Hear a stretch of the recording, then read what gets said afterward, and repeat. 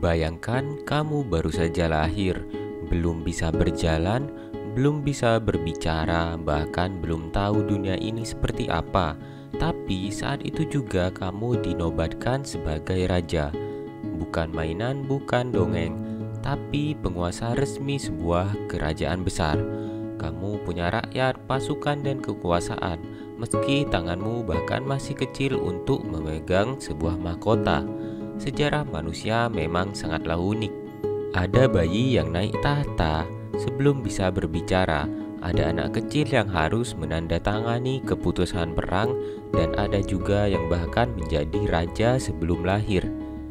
Hari ini kita akan menyelami kisah luar biasa tentang raja-raja termuda di dunia. Sebelum kita lanjut, jangan lupa tekan tombol subscribe dan nyalakan tombol lonceng notifikasinya, karena kita akan terus membahas kisah-kisah yang luar biasa dari sejarah dunia yang jarang diceritakan.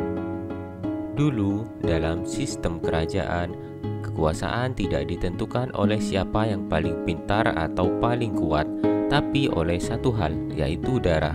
Kalau kamu lahir dari keluarga raja, maka cepat atau lambat mahkota itu akan jatuh ke tanganmu.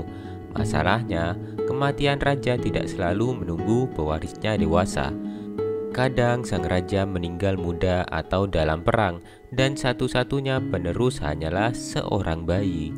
Itulah kenapa sejarah penuh dengan kisah anak-anak kecil yang tiba-tiba menjadi raja. Mereka duduk di singgasana, tapi keputusan kerajaan dijalankan oleh orang dewasa yang disebut wali atau dewan regensi. Namun hal itu sering kali menjadi sumber kekacauan. Bayangkan ketika yang berkuasa bukan raja, tapi orang-orang yang mengaku melindungi sang raja kecil. Disinilah banyak tragedi dan perebutan kekuasaan lahir.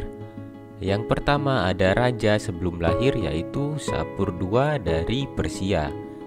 Tahun 309 Masehi, di Persia kuno atau yang sekarang disebut Iran, kerajaan Sasanid sedang kacau.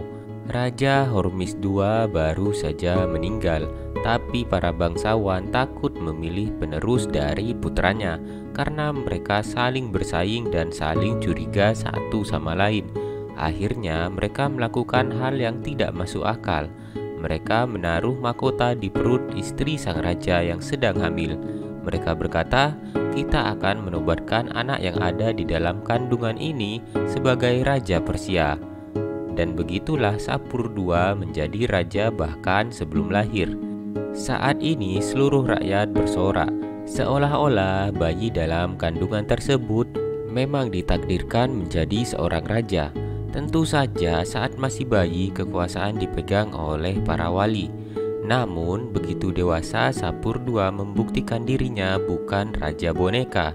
Ia menjadi salah satu penguasa paling kuat dalam sejarah Persia, memimpin selama 70 tahun dan dikenal sebagai Sapur yang agung. Dari bayi dalam kandungan menjadi penakluk bangsa Arab dan Romawi. Selanjutnya ada raja bayi yang hidup hanya 5 hari. Beralih ke Eropa Barat pada abad ke-14, di Prancis tahun 1316, seorang raja muda bernama John pertama lahir di istana. Namun begitu ia membuka mata, dunia langsung memanggilnya Raja Prancis. Ayahnya Louis ke-10 baru saja meninggal beberapa bulan sebelumnya. Menurut hukum kerajaan, tahta otomatis turun ke anaknya yang baru lahir. Namun tragisnya, John pertama hanya hidup 5 hari. Bayangkan, satu-satunya manusia dalam sejarah yang menjadi raja sejak lahir, tapi belum sempat mengenal rakyatnya, belum sempat berkata sepatah apapun. Setelah kematiannya, Prancis jatuh ke dalam krisis suksesi. Ada teori bahwa kematiannya yang tidak alami, ada yang menduga ia dibunuh agar pamannya bisa naik tahta. Selanjutnya ada Henry ke-6, bayi Raja Inggris yang terjebak dalam perang. Pada tahun 1422, Henry ke-5, pahlawan besar Inggris, baru saja meninggal dalam usia muda. Anaknya Henry VI baru berusia 8 bulan. Namun rakyat sudah bersorak bahwa Henry ke-6 adalah raja mereka. Henry ke-6 menjadi raja Inggris dan Prancis secara bersamaan, satu-satunya bayi dalam sejarah menguasai dua negara besar di waktu yang sama. Selama masa kecilnya, pemerintahan dijalankan oleh dua wali besar, yaitu Duke of Bedford dan Duke of Gloucester. Henry kecil dididik dengan disiplin keras. Ia tumbuh menjadi pemuda lembut, religius, dan tidak menyukai peperangan. Sayangnya, dunia yang diwarisinya penuh dengan perang. Perang 100 tahun dengan Prancis masih berkecamuk, dan di dalam negeri bangsawan-bangsawan saling berebut pengaruh. Ketika Henry mulai berkuasa sendiri, ia tak punya keberanian seperti ayahnya. Ia terlalu baik, terlalu mudah percaya, dan terlalu damai untuk zaman yang brutal. Hasil tragis, Inggris kehilangan hampir seluruh wilayahnya di Prancis, dan rakyat mulai kehilangan kepercayaan. Kemudian pecahlah Wars of the Roses, perang saudara antara keluarga Lancaster dan York. Henry ditangkap, dijatuhkan, bahkan sempat gila dan dipenjara. Akhirnya dibunuh di Menara London pada 1471. Dari bayi raja yang dicintai menjadi tawanan yang mati sendirian di ruang batu yang dingin. Henry ke-6 adalah simbol tragis dari bagaimana kekuasaan bisa menjadi kutukan bagi mereka yang tidak siap untuk memegangnya. Kalau dipikir-pikir, menjadi raja sejak kecil memang terdengar sangat hebat, tapi juga menakutkan. Kehidupan mereka penuh intrik, dikelilingi oleh orang-orang yang hanya peduli pada mahkota bukan manusianya. Dan ketika mereka dewasa, kadang mereka lupa bahwa dulu mereka hanya anak kecil yang ingin hidup damai.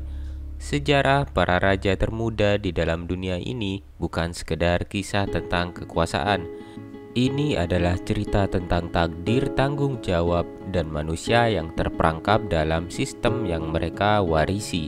Jadi kalau kamu merasa hidupmu berat, ingatlah setidaknya kamu tidak lahir dengan mahkota di kepala dan beban seluruh negara di pundakmu.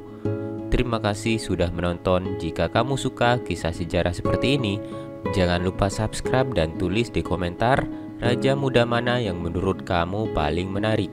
Sampai jumpa di video berikutnya, di mana kita akan membahas sejarah yang tak kalah seru.